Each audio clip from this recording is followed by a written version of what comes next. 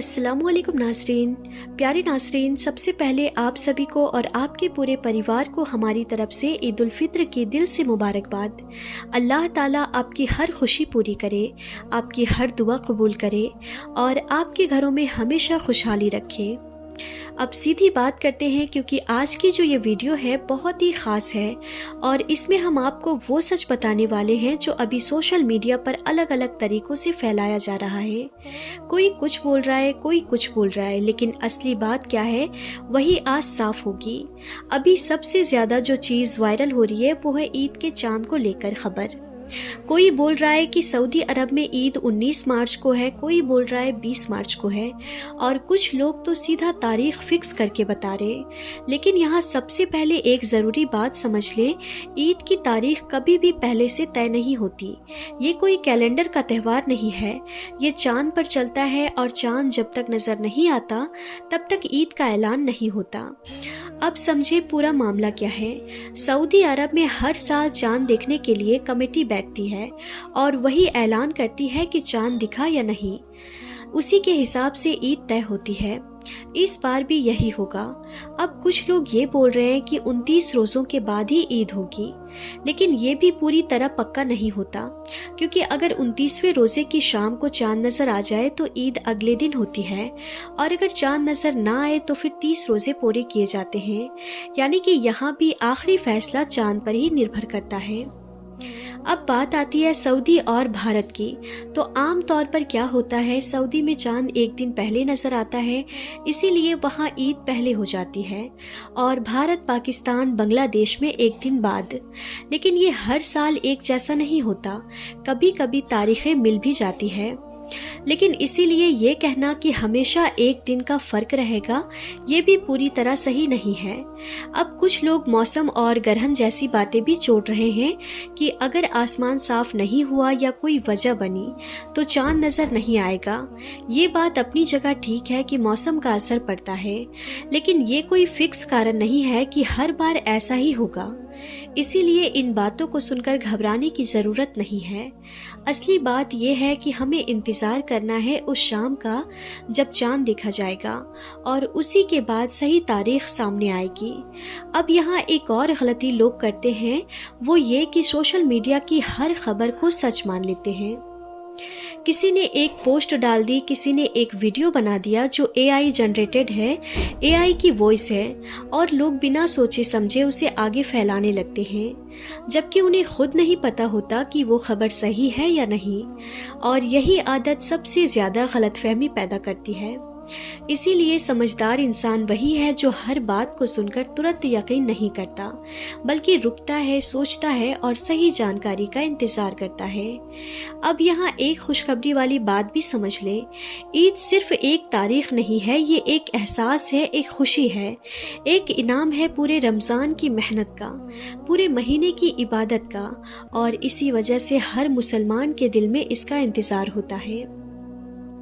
लेकिन ये इंतज़ार भी सब्र के साथ होना चाहिए, क्योंकि इस्लाम हमें सिखाता है कि हर चीज़ सही वक्त पर ही होती है। अब आते हैं उस हिस्से पर जो सबसे ज़्यादा ज़रूरी है और जिसे अक्सर लोग नज़रअंदाज कर देते हैं। ईद का चाँद नज़र आने के बाद इंसान क्या करता है, यही उसकी असली पहचान होती है। कुछ लोग क्या करते हैं, जैसे ही चाँद दिखा तुरंत शोर, हंगामा, पटाखे, नाच गाना और ऐसी चीज़ें शुरू कर देते हैं जो इस्लाम की सादगी के ख़िलाफ़ है। जबकि असल में उस वक्त क्या करना चाहिए, अल्लाह का शुक्र अदा करना चाहिए, दुआ करनी चाहिए और ये सोचना चाहिए कि हमें एक और मौका मिला है। अब अगर इंसान उस वक्त ही गलत रास्ते पर चला गया तो फिर पूरे रमज़ान की मेहनत का क्या फ़ायदा।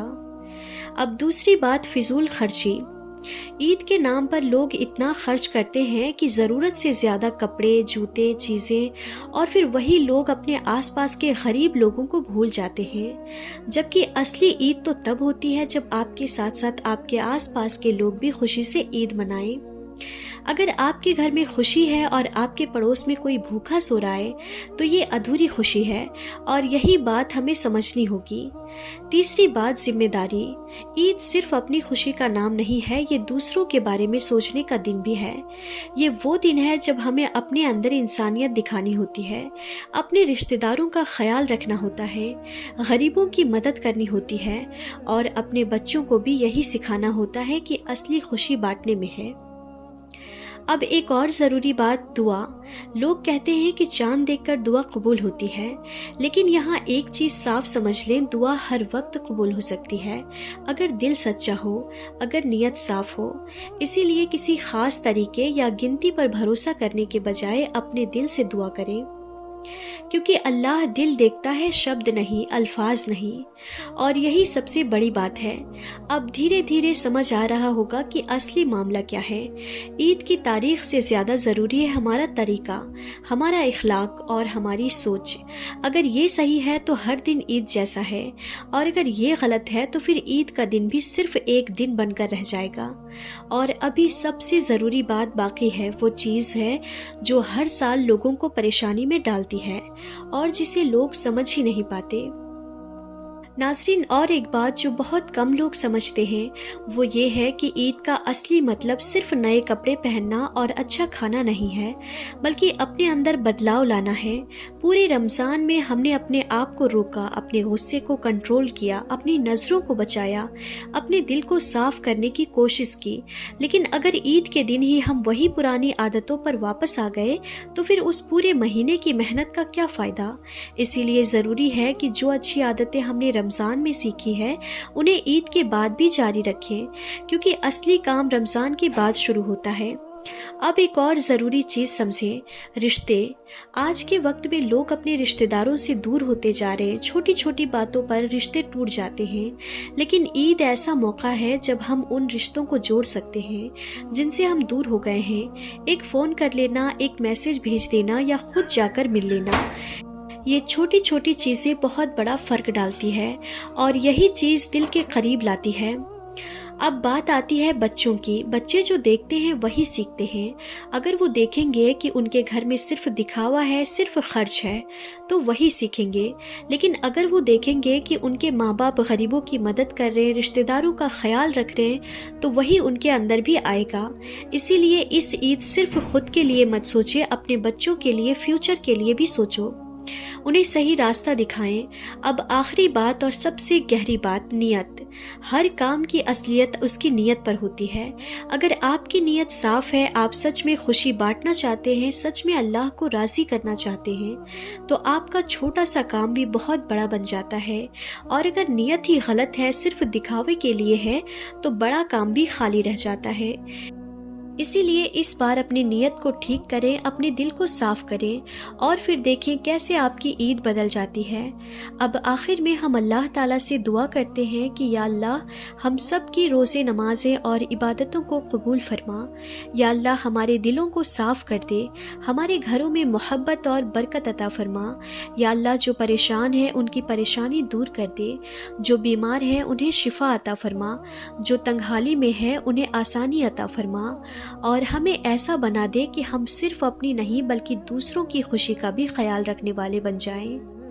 یا اللہ اس عید کو ہمارے لیے رحمت، برکت اور خوشیوں کا ذریعہ بنا دے، آمین یا رب العالمین۔ پیارے ناظرین، کمنٹ باکس میں آمین ضرور لکھیں، اور اس ویڈیو کو عید سے پہلے سب کے ساتھ ضرور شیئر کریں۔ تو آج کی اس ویڈیو میں بس اتنا ہی، ہم پھر ملتے ہیں کسی نئی ویڈیو کے ساتھ، تب تک کے لیے خدا حافظ۔